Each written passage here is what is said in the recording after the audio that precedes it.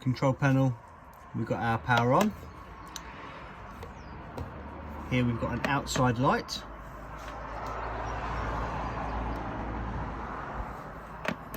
Here we've got our water pump. So this is how we can get water coming out the taps.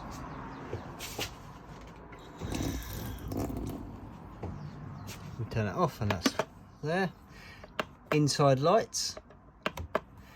Here tells us how much water we've got in our tank.